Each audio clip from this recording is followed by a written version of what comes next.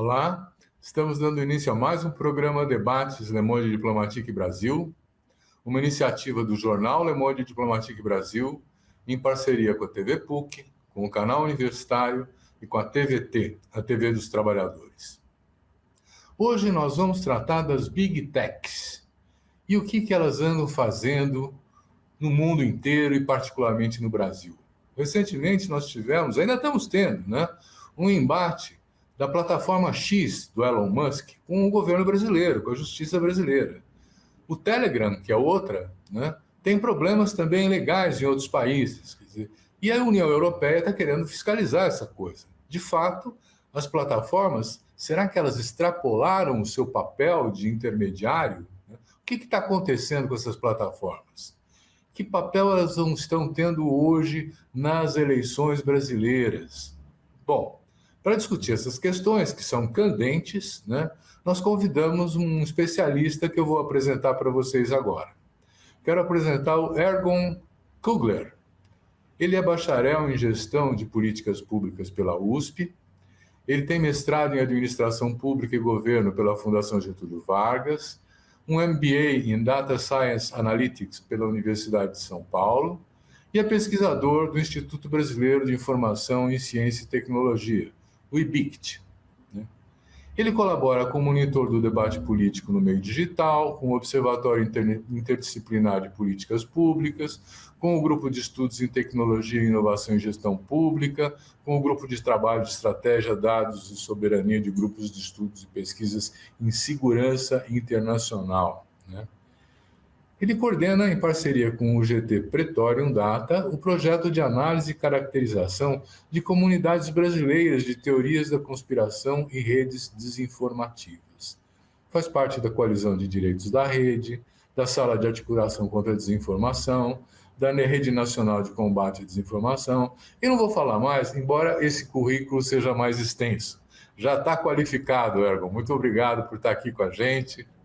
É um prazer contar com você. Nós estamos esperando que você ajude a nos esclarecer esse papel das Big Techs.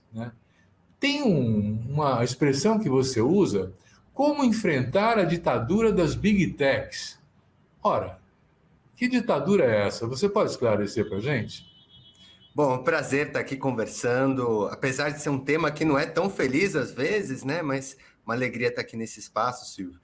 Bom, basicamente, a gente tem tido uma série de problemas quando a gente pensa em relação às plataformas, às redes sociais. Desde os mais particulares, que são as pessoas, quando vai lá, sobe uma publicação na rede social, e aí a plataforma vai lá e derruba a publicação. Ou tem uma outra coisa chamada shadow banning, que, trazendo para o português, nada mais é do que um apagamento, uma invisibilização, que quando você sobe uma publicação, às vezes você usa determinada palavra-chave que a plataforma não goste muito e ela, em vez de derrubar a publicação de forma explícita, ela derruba o seu engajamento, as suas curtidas, o alcance dela. E isso tudo aqui vai fazendo com que a gente tenha publicações nas redes sociais que sigam o que basicamente as plataformas querem. O problema, Silvio, é que quando a gente está falando de algoritmos, que é uma palavra que entrou bastante na moda, a gente não está falando nada mais, nada menos do que um conjunto de regras que existem ali dentro da plataforma. Se a plataforma, por exemplo, ela quer dar um alcance 10 vezes maior para todas as publicações que tiverem escrita a palavra, por exemplo, azul, a gente vai ter um alcance maior dessas palavras escritas em azul. Se a gente tiver um alcance 10 vezes menor para aquelas que tiverem, por exemplo, vermelho ou qualquer outra palavra, a gente também vai ter um alcance menor. O problema é que quem decide isso não é a sociedade, não é o debate público, não é a democracia. A gente não tem uma forma de transparência, um debate minimamente amplo para a gente poder entender o que a gente quer do ambiente digital. Quem define isso hoje é literalmente meia dúzia de companhias que estão lá sediadas no Vale do Silício, principalmente nos Estados Unidos. Então, isso é um alerta muito grande que a gente tem feito, tanto na sociedade civil, mas também na academia, de que essa concentração de poder, não apenas econômico, mas também social, ideológico, de comunicação, vai gerando quase como que uma ditadura das Big Techs, onde a opinião pública não é pautada pelo debate democrático, que já é enviesado por vários aspectos, por desigualdades sociais, por desigualdades socioeconômicas, mas Nesse caso, a gente adiciona mais um peso muito grande, um viés muito grande, que é o viés do algoritmo, é o viés da plataforma. Então, pouco a pouco, a gente tem tido os debates públicos cada vez mais direcionados. E aí, acho que tem vários casos que a gente pode se aprofundar aqui no diálogo. Um dos mais conhecidos no mundo foi o da Cambridge Analytica, né, que influenciou muito as eleições nos Estados Unidos. A gente teve também a questão da própria saída do Reino Unido lá do Brexit, né, que aconteceu na União Europeia, e também as próprias eleições aqui no Brasil, que estão mais próximas da gente, né? Então, diversos são os exemplos de como as plataformas, as redes sociais, e as chamadas Big Techs, influenciam diretamente o próprio processo democrático e a nossa opinião pública também. É um fenômeno relativamente recente, né? Quer dizer, as próprias Big Techs com esse tamanho são uma novidade do século XXI, talvez, a gente possa dizer, né? Porque, para mim, não fica claro, Ergon, como é que elas direcionam as preocupações das pessoas. Quer dizer, quando você fala do algoritmo, da seleção, o que está acontecendo lá dentro? Como é que abre essa caixa preta? Maravilha. Pensa o seguinte, se você gosta de conteúdos de carros, basicamente a plataforma vai apresentar para você conteúdos de carros. Porque se ela apresenta para você, eventualmente, um conteúdo de maquiagem, por exemplo, você talvez não se interesse tanto por aquilo, guarde seu celular e pare de ficar lá eternamente olhando a rede social. Então, o modelo de negócio hoje da plataforma é um modelo baseado no que a gente chama de economia da atenção. É um modelo de negócio em que quanto tempo mais você ficar preso ali no celular, mais ela vai mandar publicidade para você. E mais ela vai conseguir ganhar dinheiro em cima de você usando a plataforma. É aquela brincadeira de que se você não paga por algo, o produto é você. Mas na prática significa que conforme a gente fica horas eventualmente ali nas redes sociais, a gente acaba gerando audiência para a publicidade que a plataforma manda para a gente. E aí, entre um post e outro ali de carros, por exemplo, ela vai ganhando um dinheirinho mandando propaganda para você. Então, esse modelo de negócio, ele tem uma série de preocupações. A gente pode falar do aspecto do vício, a gente pode falar do aspecto da saúde mental, mas eu vou trazer um aspecto ainda mais perigoso para a nossa sociedade. Um levantamento realizado pelo Instituto Think Twice Brasil, por exemplo, no início agora de 2024, revelou que o TikTok estaria ativamente mandando conteúdos de violência e automutilação, inclusive, para jovens e adolescentes. E aí você pergunta, mas por que o TikTok quer ganhar com isso? Por que aconteceria algo dessa natureza, né? A resposta é muito simples. O algoritmo do TikTok, a dinâmica de distribuição de conteúdos do TikTok, percebeu que jovens e adolescentes veem mais esse tipo de conteúdo, vicia mais para esse tipo de público. Então, o modelo de negócio da plataforma ficou empurrando ainda mais conteúdo de violência porque percebeu que era aquele público que ficava. Então, não vale tudo pela atenção ali da pessoa que está passando nas redes sociais, não vale tudo até pelo lucro da publicidade, até conteúdo de violência, de automutilação, em outros casos, de teorias da conspiração, a plataforma vai distribuindo para as pessoas. Então, essa é a grande preocupação. Porque a gente não está falando, por exemplo, de existir uma curadoria de conteúdo, de serem priorizados conteúdos educacionais, conteúdos científicos, conteúdos que minimamente tenham um compromisso com a democracia. A gente está falando de conteúdos que vão, independente ali do viés, causar vício na pessoa, vão fazer com que ela fique mais tempo lá, porque é isso que gera lucro para a plataforma. Às vezes um conteúdo educativo vai fazer a pessoa fechar o celular, sair fora e não dá tanto lucro. Agora, ficar mandando o mesmo tipo de conteúdo viciante prende a pessoa lá e gera mais publicidade para a plataforma conseguir lucrar em cima. Vamos tomar outro exemplo, Ergon. O que aconteceu com essa briga do X com a justiça brasileira? Conta para nós. Maravilha, acho que cabe aqui trazer alguns exemplos, inclusive. A gente teve, lá em maio de 2023, se me permite trazer esse panorama um pouco mais histórico, uma série de ataques em ambiente escolar. Se a gente for lembrar, tinham tanto ameaças de que iam ter ataques em escola, mas mais do que isso também, a gente teve, inclusive, ataques mesmo que aconteceram, né? Pessoas ali, jovens, crianças cooptadas que atacaram as escolas. Pois bem, apesar dessa tragédia toda, a gente teve um esforço coletivo, uma sensibilização da sociedade e tudo mais. E a Polícia Federal descobriu uma série de grupos nazistas se organizando, por exemplo, no Telegram, aliciando criança, cooptando adolescente. E aí, quando a justiça chegou para pedir para o Telegram entregar os dados desses usuários, o Telegram deu a desculpa de que não entregaria porque feriria o direito à liberdade de expressão e feriria o direito à privacidade desses usuários que estariam ativamente cometendo crime no território nacional. Perceba o absurdo. A gente está falando do crime de propagação do nazismo, em primeiro lugar, algo que é tipificado na legislação brasileira, que não pode ter o apoio explícito, inclusive, ao nazismo. Isso aqui é gravíssimo. Mas mais do que isso, a gente estava falando de casos onde haveria um risco imediato à saúde e à integridade de uma série de crianças que estavam sendo cooptadas e tendo ataques em ambiente escolar. E a desculpa do Telegram é que não entregaria esses dados. Agora, a grande preocupação é porque não tinha nem mesmo para onde mandar um oficial de justiça, porque o Telegram não tinha, inclusive, um logadouro, um endereço, um responsável no território nacional. Então, para onde você manda a justiça oficiar, por exemplo, alguém que está responsável? Uma dinâmica muito parecida tem acontecido agora com a questão do antigo Twitter, agora X, ou X, se a gente for falar. Infelizmente, uma série de crimes têm sido praticadas no ambiente do antigo Twitter. Inclusive de propagação ali de discursos de ódio, de mobilizações para tentar dissolver o Estado Democrático de Direito. E a justiça brasileira tem investigado uma série de práticas ilícitas no ambiente digital. Ocorre que, da mesma forma que o Telegram se recusou a entregar os dados dos usuários, agora a gente tem também o Twitter num embate ali de não querer entregar os dados dos usuários.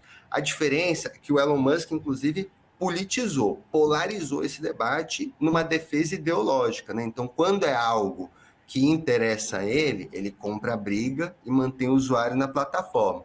Quando é algo que é ideologicamente oposto a ele, ele vai lá e derruba mesmo, bane, censura. E aí o perigo, para concluir o raciocínio, Silvio, é que quem julga, no caso, o juiz da decisão aí no caso das plataformas, é o mesmo acusador e a mesma vítima, porque a plataforma, por exemplo, pode falar, eu não gostei dessa publicação, eu vou julgar um banimento, e se você tiver que recorrer, você vai ter que recorrer à mesma plataforma que te baniu aqui. Então você não tem um espaço, inclusive, para reivindicar se sua publicação foi derrubada por um erro, por um engano. Se você for lesado ali por uma decisão, aí sim, unilateral, monocrática da plataforma, aí você fica à mercê da própria boa vontade da plataforma. E por isso que é tão preocupante, né? Nós vamos fazer um pequeno intervalo e já voltamos.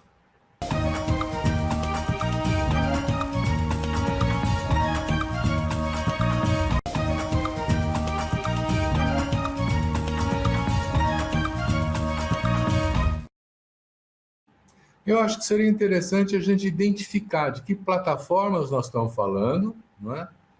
E como é que é a relação dessas plataformas com as fake news? Talvez você possa nos ajudar a compreender um pouco isso. Como é que elas são indiferentes, as fake news?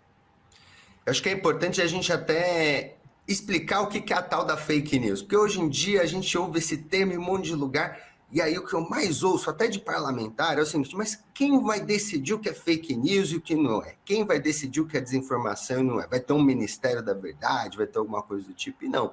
A desinformação, ela é três coisas. Em primeiro lugar, ela é uma informação, então não é uma ausência de informação. Alguém desinformado não é um coitadinho que não tem informação, no sentido até meio paternalista de falar, né?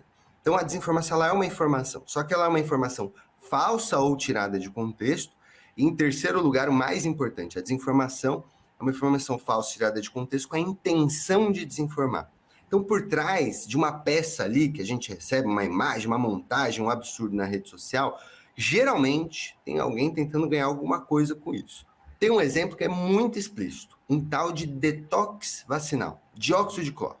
Tem um bombado, uma teoria da conspiração, uma narrativa, uma mentira, de que as vacinas colocariam nanorobôs e microchip nas pessoas. E aí a gente dá risada disso, acha um absurdo, quem que vai acreditar numa coisa dessa?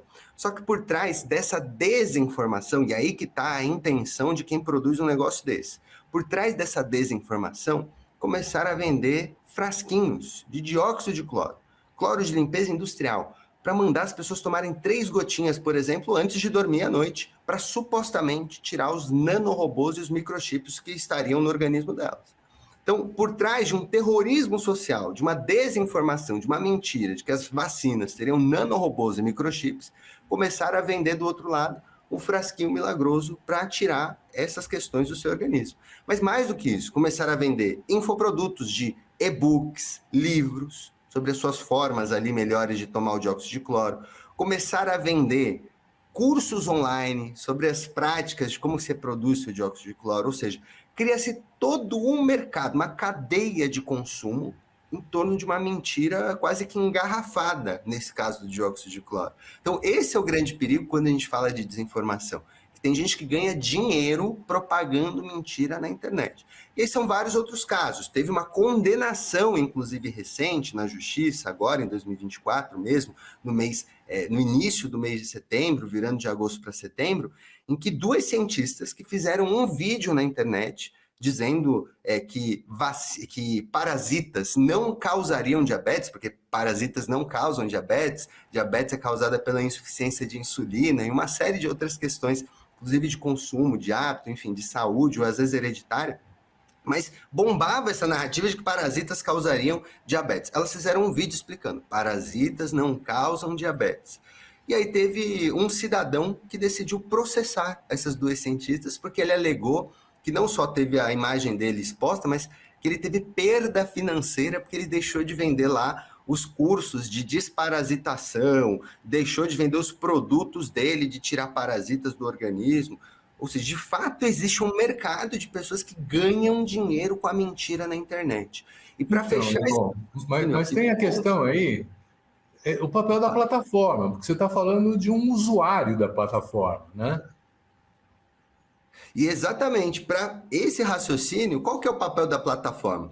Ao invés da plataforma ir lá ativamente derrubar esse usuário, cumprir medida judicial, a gente tem uma série de históricos da plataforma tomando a decisão de manter esses conteúdos na internet. Vale citar aqui o que foi chamado de Facebook Papers. Foi um enorme vazamento de 2021 que revelou que o Facebook ele sabia de uma série de desinformações circulando na plataforma que propagavam que a vacina da Covid era nociva, por exemplo. E o Facebook, mesmo sabendo disso, tomou a decisão de manter as publicações por um único motivo, Silvio.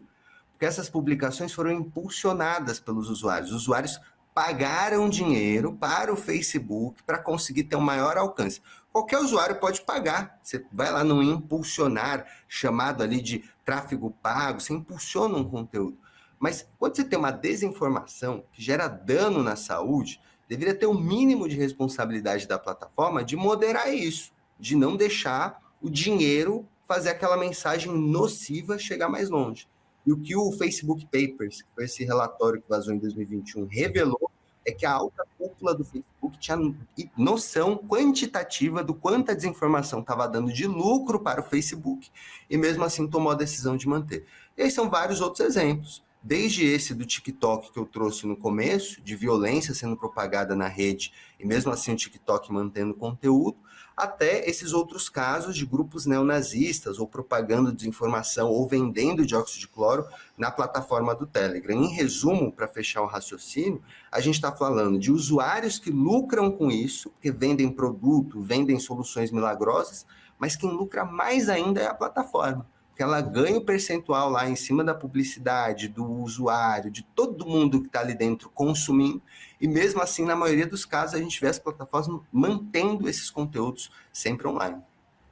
Pois bem, olha, você tinha feito uma referência à Cambridge Analytica, aquela empresa do Steve Bannon, né, que começou a trabalhar isso, mas eles começaram a trabalhar isso com objetivos de ganhar mercado, de vender produtos. Como é que isso derivou para a política e o que essas plataformas estão fazendo hoje no campo da política, hein? Olha, é muito preocupante porque tem uma recente decisão, inclusive da Meta, de que não faria divulgação ativa de conteúdos políticos, por exemplo, no Instagram. Isso, a princípio, pode parecer bonito, maravilhoso, então a plataforma não vai ficar divulgando ali conteúdos políticos, né? Então a gente vai reduzir a exposição do usuário, mas pensem aqui comigo, quem nos acompanha aqui nessa conversa. Se você segue, por exemplo, um político A e você discorda totalmente do político B, mas você sabe que tem o político C, o político D, o político E, tem um monte de visões diferentes sobre diversos assuntos. Hoje, o Instagram, ele limita, se você segue o político A, apenas a você receber conteúdos impulsionados desse tipo de político A. Porque hoje, a decisão da Meta é basicamente deixar o usuário na bolha ideológica que ele está seguindo. Isso daqui tem um risco muito grande, não só de radicalizar ainda mais as pessoas, independente da posição, do lado, porque ela só vai receber conteúdos daquele tipo de candidato que ela acompanha, não vai ser exposta a visões de mundos diferentes, por exemplo. Mas acho que o mais grave aqui, a gente está falando de uma decisão que é da plataforma. Quem deveria decidir isso era a sociedade, era o parlamento, era um debate público. Quem que vai decidir o que acontece na plataforma? E eu dou esse exemplo para puxar a reflexão do como a plataforma acaba ganhando com esse mundo da política, né? Por que interessa tanto a plataforma ganhar dinheiro? Porque existe um leilão de anúncios. Pensem aqui comigo, você está lá, quer anunciar um produto seu, quer anunciar uma candidatura sua, quer anunciar qualquer coisa. E quando você sobe esse conteúdo, você clica lá no impulsionar, você aceita um valor e vai distribuindo o seu conteúdo lá para pessoas direcionadas do perfil que você escolheu. Então, você quer que o seu conteúdo chegue para, por exemplo, homens de 35 a 45 anos que estão na região do Grande ABC de São Paulo. A plataforma, por um dinheiro, vai lá e distribui esse conteúdo. Legítimo. Só que, quando a gente está em período eleitoral, esse leilão de anúncios ele vai lá para cima. Porque a plataforma sabe que os políticos querem ter mais anúncios. Então, a gente vê uma subida absurda do valor, que é o custo ali por usuário, o custo de direcionamento de conteúdo. Então, quando as plataformas ganham muito dinheiro, é porque está em período eleitoral, porque está ganhando, inclusive, em cima da publicidade ali direcionada desses políticos. Então, o grande debate gera muito lucro para as plataformas fazer a publicidade de conteúdos políticos. E o segundo ponto hoje, quem tem decidido que tipo de conteúdo político vai para o Silvio, vai para o Ergon, ou vai para quem nos assiste aqui hoje, é a própria plataforma. A gente não tem qualquer mecanismo de transparência ou de pluralidade em cima disso. Então, gera lucro e quem decide o rumo disso hoje não é a sociedade, é a própria plataforma. Mas e as plataformas têm posições políticas semelhantes? Porque se você está falando que o filtro vem da plataforma, né, qual é a posição política da plataforma? Olha, tem vários testes, vou dar um exemplo aqui, que vão, por exemplo, usar uma hashtag empreendedorismo e comparar a mesma publicação, o mesmo texto, só muda a hashtag lá para hashtag feminismo, por exemplo. E o alcance é visivelmente diferente. Você tem uma com empreendedorismo chegando muito mais longe, muito mais pessoas, e conteúdos com a palavra feminismo, por exemplo, tendo um alcance muito menor. A mesma coisa quando você tem publicações sobre a Palestina. Tem uma série de estudos que têm mostrado que o alcance da plataforma força a publicação cair para nem metade das pessoas quando você usa a palavra Palestina na publicação. Quem nos ouve aqui pode fazer esse tipo de teste e experimentar. Pega a mesma imagem, o mesmo texto, muda só a hashtag, para vocês verem o que acontece ali no alcance da plataforma. Só que é curioso, porque quando a gente está falando desses modelos de negócios que dependem da atenção do usuário, meio que tem para todo mundo. Então, a plataforma ela ganha tanto quando tem um conteúdo, falando aqui de forma explícita, da esquerda, quanto tem da direita. Quando tem um conteúdo mais moderado, quanto tem um conteúdo mais conservador. Então, a gente está falando da plataforma ganhar em qualquer cenário. A casa ganha em qualquer cenário. Só que quanto mais polêmico, quanto mais radical, quanto mais agressivo, quanto mais polarizado for o conteúdo, mais vai alcançar pessoas, porque mexe com a emoção da pessoa, sensibiliza a pessoa. E aí a plataforma acaba tendo muito mais lucro. Em qualquer situação, a plataforma ganha. Mas quando você tem um processo de radicalização política, quando você tem um processo de extremismo, de ataque às instituições, é triste ver. A plataforma ganha ainda mais, porque o alcance tende a ser ainda maior. Ergon, só para confirmar, né? Quer dizer, então, quem decide politicamente o que o cidadão vai ver são as plataformas, né? Perfeitamente. E essa é a tal da ditadura dos algoritmos, essa é a tal da iacracia que a gente vive hoje. Quem decide, vou dar um exemplo muito explícito, o quanto o PL das fake news, que foi debatido em maio de 2023, vai ter de alcance ou não nas redes sociais, é a própria plataforma. A gente tem que lembrar que quando estava em discussão no Congresso Nacional, na Câmara dos Deputados, para ser votado no dia 2 de maio de 2023, o PL 2630 de 2020, chamado PL das Fake News, o Google colocou ali, na sua página inicial, um manifesto contra o projeto de lei. Até aí, está na página inicial, é um abuso de poder econômico na visão de alguns, mas mais grave do que isso, foi a gente ver as plataformas usarem os algoritmos para direcionar conteúdos contra o projeto de lei. Imagina o seguinte, empresas sediadas em outro país influenciando a discussão de um projeto de lei do Brasil. Essa é a gravidade quando a gente fala de invasão na nossa soberania nacional. Porque a gente está falando de um movimento explícito dessas companhias decidindo a nossa legislação, decidindo a nossa regulação. E aí é muito grave, porque você até usou o termo aqui caixa preta, é exatamente isso. A gente não tem noção de quais são os algoritmos. Eu gosto de fazer uma analogia muito curta que eu acho que ajuda a gente a entender.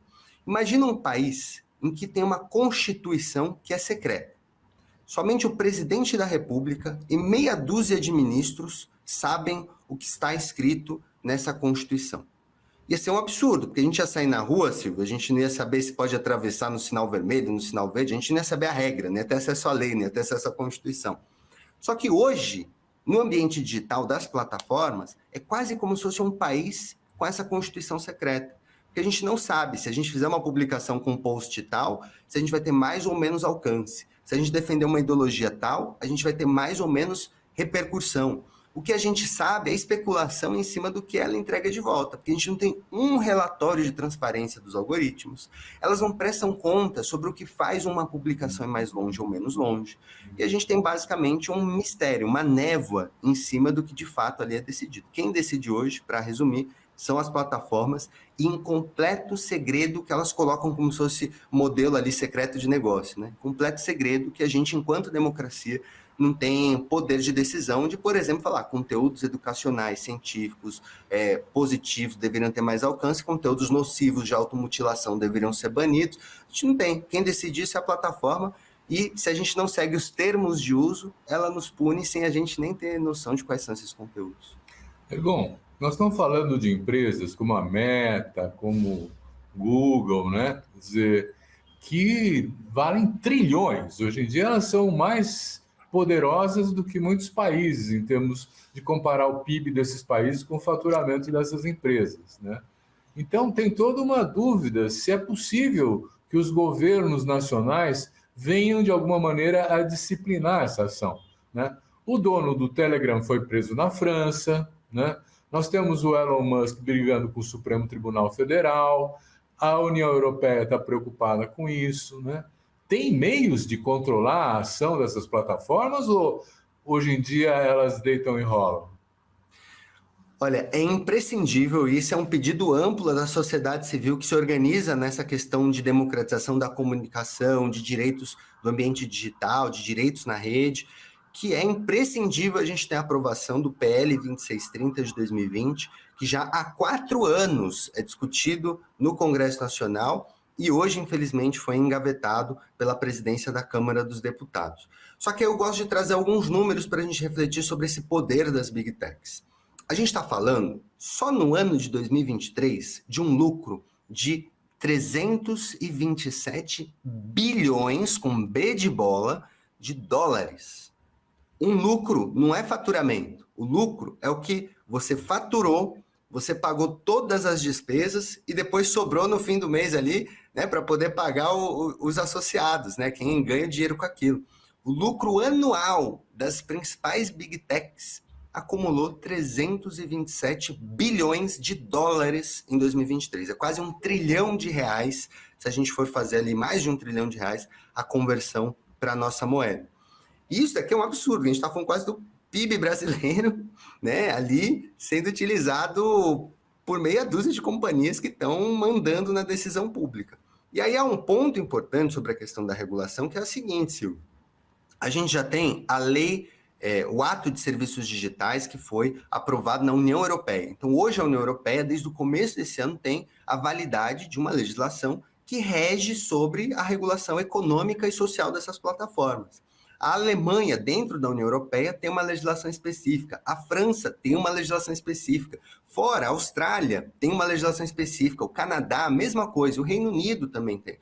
Então, a gente está falando de países que já têm uma série de regras para inibir a atuação dessas plataformas. E o mais importante, não é censurar publicação A, publicação B, falar que pode falar isso, falar que pode falar aquilo. É exigir da plataforma uma transparência, minimamente relatórios recorrentes de quais são as ações que estão tomando para inibir desinformação, para inibir crime de aliciação de menor, por exemplo, e para falar quais são os parâmetros transparentes. Só que quando a gente vai para o sul global, quando a gente vai para países aqui da América Latina, por exemplo, a gente tem o chamado lobby das Big Techs atuando de forma intensa. Eu dei o número de 327 bilhões de dólares acumulados de lucro em 2023. Dou outro número, 97 milhões de euros, quase 100 milhões de euros, destinados abertamente na prestação de contas, isso aqui não é vazamento não, para a lobby das Big Techs. Existem hoje cerca de 620 escritórios cadastrados ao redor do mundo que acumulam esse ganho de quase 100 milhões de euros só para fazer lobby em nome das Big Techs. Isso é prestação de contas públicas e que a gente ali não precisa nem investigar tanto para poder encontrar. Então a gravidade é essa, porque é tamanho o poder que elas superam a indústria do petróleo, que elas superam a indústria da construção imobiliária, que elas superam a indústria farmacêutica, e hoje tem dinheiro de sobra para poder influenciar legislações locais onde elas não querem ser reguladas. Para os gringos, a gente tem regulação, norte global. Para o sul global, infelizmente, a gente não tem conseguido avançar, porque o poderio delas tem sido enorme. Olha, nós vamos fazer um outro intervalo e depois eu vou perguntar para você se a polarização política que nós estamos vivendo hoje decorre dessa ação das plataformas, né? Por favor, vamos então ao intervalo.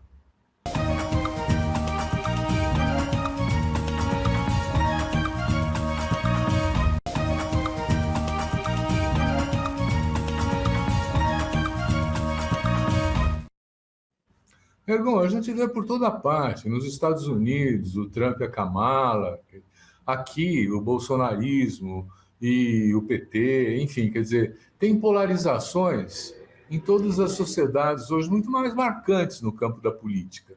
São as plataformas que geraram isso? Olha, de alguma forma, a gente pode dizer que os algoritmos, eles podem até criar alguns efeitos de bolha. Tem um debate na academia se de fato a culpa é dos algoritmos gerar a bolha ou se as bolhas que fazem a dinâmica ser assim. É quase aquela discussão do ovo ou da galinha. Mas o fato é que, por exemplo, com essa decisão recente desse ano de 2024 da Meta, em limitar para o usuário do Instagram apenas receber conteúdos dos políticos que ele já acompanha, isso aqui, por si só, já aumenta ali a bolha, porque ele só vai receber conteúdo que ele já concorda, que ele já tem ali uma concordância. Então, você vai deixando as pessoas cada vez mais no seu nicho. Mas para quem vai olhar lá para a rede social, para a dinâmica, para a publicação, quem faz estudos olhando, por exemplo, topologias de redes, tem uma pesquisadora na UNB, Isabela Rocha, que tem se dedicado a olhar principalmente isso, a gente vê exemplos explícitos de como há uma tendência à polarização nas redes sociais. Então, você vai criando ali como se fossem núcleos que vão disputando o domínio. Então, uma hora tem mais para cá, outra hora mais para lá, outra hora é muito mais presente. A dinâmica hoje das plataformas, a gente pode falar que podem intensificar, inclusive, a polarização, mas mais do que isso, elas intensificam a radicalização. Porque é aquele negócio, no modelo ali que a gente tem de economia da atenção, um conteúdo calmo, tranquilo, falando dessa forma, quase não vai atentar ninguém. Agora, se você chega desse jeito ali, agitando, colocando fogo ali cada vez mais na situação, você tem explodindo. Não à toa, a gente tem visto um fenômeno nas eleições agora municipais de 2024, em que quem mais lacra nas redes também reverbera ali numa intenção de votos. Então é muito preocupante quando a gente vê isso, porque o debate, de fato, da sociedade ele vai ficando secundarizado. E a forma, né, ali agitada, fervorosa, toda enérgica, vai ganhando espaço para um debate que deveria ser de políticas públicas, por exemplo. Então, eu costumo dizer que as big techs hoje, elas esvaziam o papel da política, na medida em que a gente tem não o debate valendo, não a proposta valendo, mas a gente tem a forma disso, a agitação disso, a polêmica em cima disso, fazendo com que os conteúdos cheguem cada vez mais longe nas pessoas. Sim, mas eu fico assim pensando o seguinte: você fez menção à teoria da conspiração e a grupos, né, que se organizam dentro da internet. Isso não é também uma espécie de estímulo das plataformas? Que grupos são esses? O que é que vocês identificaram? Claro. Quando a gente vai olhar, por exemplo, no caso do Telegram, a gente tem, infelizmente, um enorme ecossistema de comunidades de teorias da conspiração dos mais diversos tipos. A gente está falando de grupos que vão desde antivacinas, grupos desses de antivacinas que vendem promessas, dióxido de cloro, dizendo que vai tirar nanorobô do corpo das pessoas que as vacinas teriam colocado, até grupos que acreditam em reptilianos, que dizem que reptilianos governam o mundo e que aí já linka isso com teorias de terra plana, e aí vai para que o governo esconderia OVNIs e tem um conluio intergaláctico. É claro que essas coisas, a gente às vezes dá até uma risada, pensa, nossa, é um absurdo alguém acreditar em alguma coisa desse nível, né? Mas o problema é que isso gera aquele modelo de negócio que a gente falou lá atrás. A gente está falando de pessoas que vendem um terrorismo social para, em seguida, fazer ali a venda de algum produto milagroso. É a história dos grupos antivacinas que dizem que vacinas seriam nocivas e, em seguida, vendem dióxido de cloro para as pessoas tomarem 3 gotinhas antes de dormir, como se fosse uma solução de desintoxicar. Ou, mais recente, a história da desparasitação, que vai para casos até mais explícitos, de utilização de enema, supostamente tirar parasitas do organismo, coisas assim muito absurdas. Mas a gente está falando de um volume que não pega 100, 1.000, 10 mil pessoas. Nesse levantamento recente que a gente lançou, foram identificadas quase 1.000 comunidades que desde 2016 já propagam conteúdos e que até agora, 2024, acumulam 27 milhões de publicações. E a gente está falando de 2 milhões e 300 mil usuários envolvidos nessas comunidades de teorias da conspiração brasileiras. A gente está falando, em termos gerais, quase 1 a cada 100 brasileiro ali metido de alguma forma nessas comunidades que propagam. Obviamente, nem todas as pessoas nessas comunidades são necessariamente brasileiras. É uma estimativa que a gente faz aqui para tentar comparar. Podem ter pessoas de outros países, mas os grupos são brasileiros. Hoje, os grupos brasileiros mobilizam 2 milhões e 300 mil usuários. Irmão, eu estou acompanhando, falando, né? Mas eu acho que mereceria dar uma entrada no que são esses grupos de conspiração, né? Nós estamos falando, você falou em células nazistas também, do que nós estamos falando? Maravilha, são 15 categorias, eu vou falar por cima delas e eventualmente a gente pode aprofundar em algumas delas.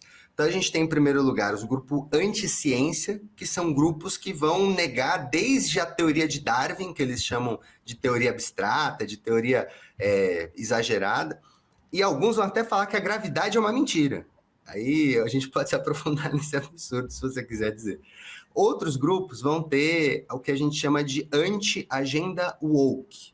A agenda woke, para algumas pessoas, seria uma agenda feminista de promoção de direitos LGBT e de inclusão racial. E existem indivíduos que gostam de propagar discurso de ódio, por exemplo, que dizem que existe um plano global de propagação dessa agenda woke e que, portanto, eles seriam os guardiões da moralidade contra essa agenda woke. Existem também, em terceiro lugar, os grupos anti-vacinas, que foram os que a gente já disse aqui. Existem grupos de apocalipse, sobrevivência, que falam de um grande reset mundial, que dizem que em algum momento a elite global vai querer extinguir a humanidade e que, portanto, a gente vê vários documentários até por aí de pessoas que criam bunkers, que se isolam em vários lugares. A gente tem também conspirações gerais que vão desde nova ordem mundial, de vários aspectos. A gente tem globalismo, que é essa galera que acredita que existe uma ideologia globalista, global, que tenta incidir no nosso território nacional, de vendas de medicamentos alternativos, que são chamados off-label, negacionismo climático, a gente também tem essas temáticas, tem comunidades de negacionismo climático, a gente tem os que acreditam em uma nova ordem mundial que dominaria tudo, tem alguns de ocultismo e esoterismo, que não é o exercício livre da religião, é diferente, é uma ideia de que todos aqui estariam transcendendo numa onda, numa vibração, mistura coach quântico, por exemplo, com soluções milagrosas. A gente tem avançando ali algumas teorias que vão falar de que o governo esconderia OVNIs, esconderia relações intergalácticas. A gente tem uma que é chamada QAnon, que é muito inspirada no Pizzagate, lá dos Estados Unidos, que diz que existe uma cabala, que o governo, por exemplo, estaria numa ordem satanista armando coisas. E os últimos três, a gente tem grupos ali de reptilianos, tem pessoas que acreditam que existem reptilianos dominando o mundo. Aí entram os de terraplanismo em penúltimo lugar, e o último aqui da lista também, a gente está falando de grupos de revisionismo e discurso de ódio, onde entram, de fato, até mesmo grupos nazistas explicitamente. E aí, por que grupos nazistas entrariam nesse bojo de teorias da conspiração? Porque a prática desses grupos do Telegram, por exemplo, é uma prática de revisionismo histórico, de dizer que algo que aconteceu na história não aconteceu, que o governo estaria escondendo. É uma teoria da conspiração que joga a culpa, inclusive, em cima de pessoas judaicas, né? Então é muito grave esse tipo de discurso. E o total desses usuários, que a gente está falando de grupos, de comunidades, é de 2.300.000 usuários. Só nesse de revisionismo de grupos nazistas no Brasil, a gente está falando de 34 mil usuários que estão metidos nessas comunidades. Então é muito grave. Olha, nós temos na história do Brasil a formação de grupos nazistas há décadas, né? Quer dizer, já houve inclusive um partido que foi formado aqui, depois foi extinto, né? Quer dizer, nazista, né? Então, eu estou pensando assim, a tradição dos grupos nazistas existia antes das plataformas, mas elas foram multiplicadas pelas plataformas, é isso que você está dizendo? Infelizmente, as comunidades digitais, da mesma forma que elas podem democratizar conhecimento, etc., mas elas também podem popularizar a ignorância, popularizar a conspiração, popularizar o absurdo. Então, é tendência nessas comunidades, quando a gente vê a série histórica, quando a gente vê ao longo do tempo, em primeiro lugar, como a pandemia explodiu o volume de usuários nessas comunidades. Então, a gente estava falando de um volume muito menor e que, de repente, na pandemia, sem exagero, trazendo métricas aqui do estudo, teve um aumento na média de 1000% de movimentação nessas comunidades de teorias da conspiração, na média. Então, a gente tem uma crescente que foi muito expandida pela pandemia, talvez as pessoas nas suas casas, sem ter ali muitas coisas para fazer no dia a dia, o desespero, por exemplo, com a pandemia acontecendo, a narrativa de que a pandemia teria sido um plano da OMS, isso daqui deu pano para manga para essas comunidades crescerem. Mas tem um ponto aqui que é muito interessante, Silvio. Essas comunidades, elas são muito interrelacionadas. O que significa essa palavra grande? Significa que quem entra num grupo sobre nova ordem mundial, por exemplo, acreditando que existe uma elite global que domina tudo, recebe também conteúdo de antivacina. E aí, de repente, recebe um convite para entrar no grupo de antivacina. Passa algumas semanas, recebe um convite para entrar num grupo de terra plana. Passa outras semanas, pode cair num grupo de revisionismo histórico, um grupo nazista, um grupo mais radicalizado ainda. Ou seja, essas comunidades, por serem muito interconectadas, e é isso, inclusive, um dos pontos que o nosso estudo revela, elas fazem com que as pessoas vão circulando entre esses grupos. Elas não recebem apenas conteúdo daquela temática que elas estão. Se elas estão num grupo de terra plana, elas invariavelmente vão receber algum conteúdo dizendo que vacinas não funcionariam. E esse é o nível de gravidade. Claro que aqui a gente está falando de algumas teorias da conspiração que são mais, outras são menos nocivas, mas na média a gente está falando de grupos que vão se radicalizando ao ponto de repente, defender inclusive o nazismo. Então essa é a gravidade que a gente está falando no território brasileiro hoje. Ok, nós vamos fazer um último intervalo e já voltamos.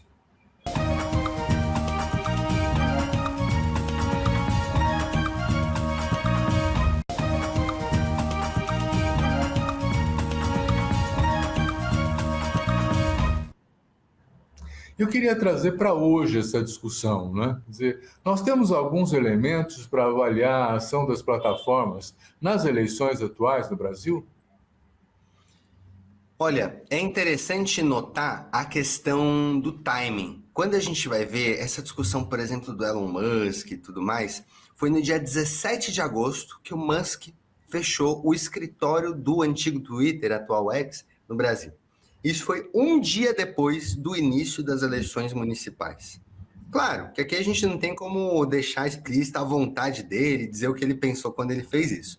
Mas o conjunto ali dos especialistas e da sociedade civil brasileira tem chamado a atenção que foi muito oportuna, né? O fato de ter fechado ali logo quando começavam as eleições municipais para não ser eventualmente responsabilizado. Então ele manteve a plataforma aberta, mas ele tirou o responsável no Brasil para se acontecesse algum problema durante a eleição, ele não ia ser responsável, ninguém ia ser preso, não ia levar multa e etc.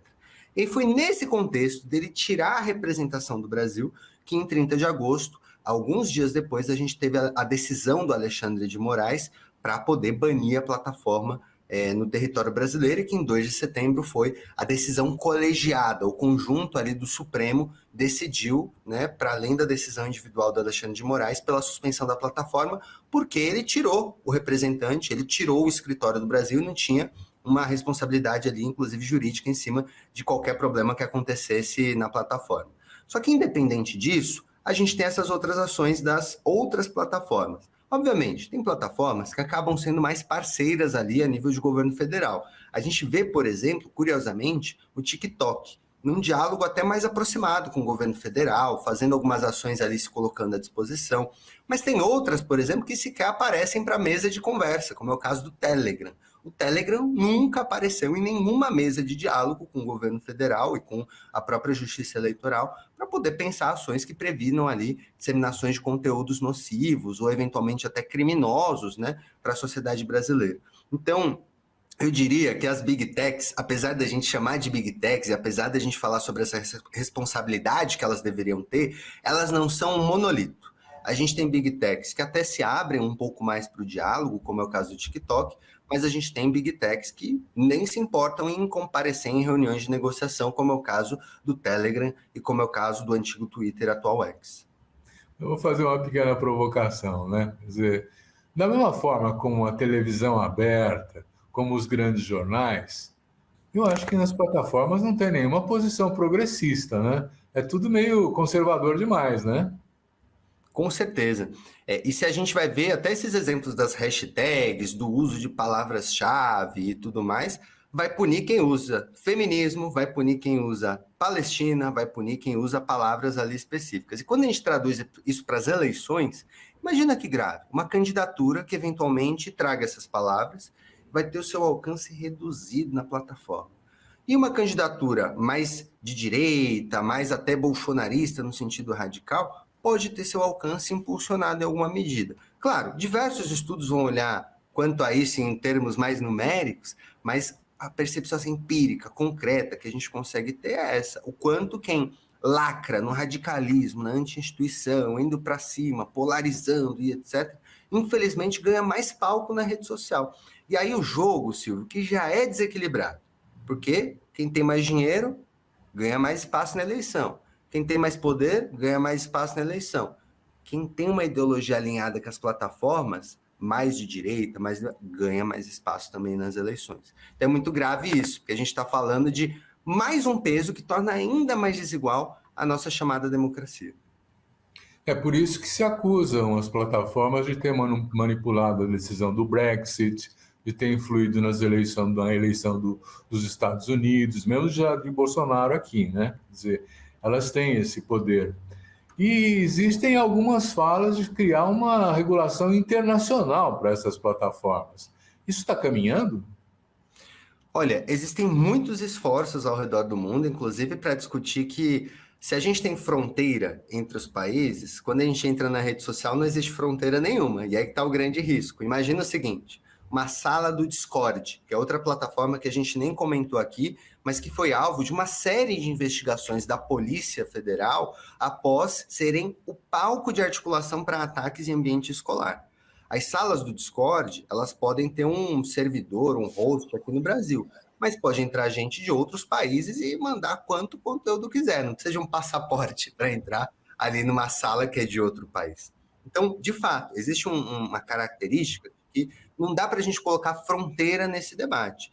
Eu tenho defendido, junto com a posição de várias organizações, movimentos sociais, de que, de fato, a gente precisa de um mínimo múltiplo comum, né, de debate internacional, de legislação, que passa pela transparência desses algoritmos. Então, as plataformas precisam ter a transparência desses algoritmos, fazer prestação de contas públicas, mostrar quais são as ações delas.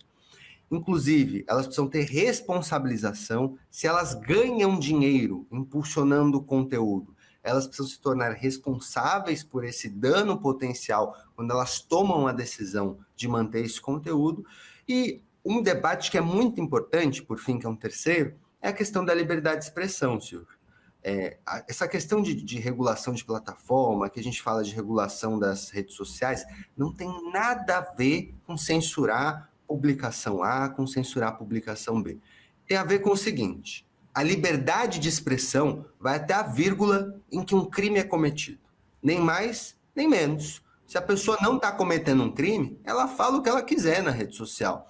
Mas se ela comete um crime e aqui fora ela é presa, por que na plataforma ela tem um manto suposto de uma liberdade de expressão que deixa, inclusive, livre quem no Telegram planeja grupo neonazista, ataque e uma série de coisas? Então, nada mais é do que um esforço para fazer com que a lei que vale fora das redes sociais também venha a valer dentro do ambiente digital. Porque senão a gente vive uma terra de ninguém, uma terra sem lei, em que todo mundo faz o absurdo que quiser. E, obviamente, a gente está sendo light aqui, viu, Silvio? Porque a gente está falando de crime de venda de dióxido de cloro, que já é bem grave. Mas a gente está falando também, que a gente nem citou esses assuntos que são muito mais pesados, de aliciação de menores, de tráfico de pessoas, de uma série de outros crimes que acontecem nas plataformas, às vezes abertamente. As plataformas acabam tendo ciência e se omitem, às vezes, na responsabilização. Então, a gente está falando de crimes graves, que inclusive envolvem crianças, às vezes. Né? Então, olha, mas aí eu fico com uma questão, quer dizer, se a gente tem todas essas infrações no mundo digital, o Estado brasileiro está aparelhado, tem condições, tem capacidade técnica para impor uma regulação? Tem um monte de elementos, mas eu posso aqui listar muito brevemente alguns que eu acho que são centrais. O primeiro é, hoje, quando alguém tem algum problema no ambiente digital, a primeira ação é, vou mandar uma notificação para a plataforma. Se eu fui punido injustamente, se meu post caiu, se eu encontrei alguma coisa, vou falar com a plataforma. Se a plataforma não responde ou faz alguma ação que o usuário não quer, essa pessoa, ela geralmente recorre à justiça. E aí a justiça tem o seu ritmo, que a gente sabe que não é tão rápido. Às vezes pode demorar um tempo para a gente conseguir alguma coisa. E nesse tempo, um usuário já pode ter se dado mal. Ou então a gente pode ter a prática de um crime ocorrendo. Só que qual que é o outro problema? Se a justiça vai lá, toma uma decisão, vai fazer alguma coisa, se a plataforma não tem sede em território nacional, vai mandar para qual endereço oficial de justiça? Para onde que manda a decisão ali, para cumpra-se tal coisa? Não tem endereço. Por isso que é tão necessário a gente ter uma legislação que, por exemplo, um dos termos do PL 2630 é que qualquer plataforma que opere em território nacional com mais de 10 milhões de usuários, não é para qualquer startup, é para as grandes mesmo, não é para prejudicar a inovação, é para quem é gigante. Precisa ter, no mínimo, uma representação legal no país. Precisa ter quem que é o responsável legal, qual que é o escritório, qual que é o endereço, se acontecer um crime, quem que vai responder pela plataforma. Porque senão, é isso, qualquer padaria de esquina, das melhores às piores, tem lá a vigilância sanitária que vai ver se o produto vai causar alguma doença para o seu filho, se você comprar lá a comida para o seu filho. Agora, na rede social, não querem uma vigilância sanitária que possa prevenir, inclusive, crime de aliciação de menor, que seria, portanto, uma regulação que não dependesse. Então, Obviamente, a gente tem muito a avançar, a gente precisa de tecnologia, a gente precisa de uma, inclusive, inteligência tecnológica no Estado que consiga acompanhar o debate social. Não é monitoramento, não é vigilância, é debate público, conteúdo aberto. Tem um canal de denúncia, por exemplo, que o usuário possa ir lá denunciar se ele vê um crime. Mas hoje as plataformas elas não cumprem nem um pouco disso, porque elas não se veem na obrigação. Não tem legislação, não tem sede em território nacional algumas delas, e aí elas fazem o que elas querem e acaba virando terra de ninguém o ambiente digital. Ergon, nós estamos chegando ao final do nosso papo, ele foi muito bom, muito estimulante, preocupante, né? Mas o tempo está terminando. Eu queria deixar para você um momento para você nos dizer um pouco como é que você está avaliando a atuação das plataformas nesse momento eleitoral. Maravilha, olha, geralmente a gente faz essa avaliação depois, porque até a Justiça Eleitoral faz essa avaliação depois. É curioso, porque a gente teve esse caso grave das eleições municipais, em que um dos candidatos ele tem montado grupos ali para fazer quase que um leilão de anúncios. Então ele pega, segundo ele mesmo, no Discord, adolescente, jovem, menor de idade, manda fazer um monte de corte, e aí esses jovens têm que postar na internet.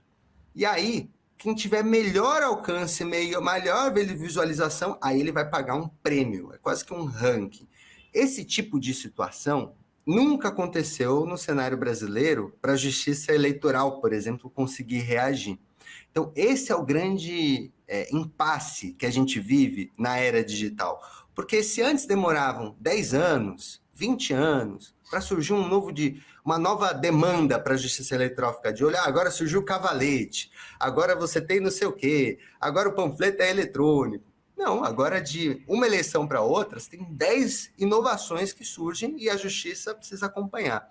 Na minha visão, a grande preocupação, e até em relação às plataformas, para fechar, é que a postura hoje da justiça eleitoral é esperar as eleições passarem e punir depois, meio que para não atrapalhar o rito eleitoral, inclusive.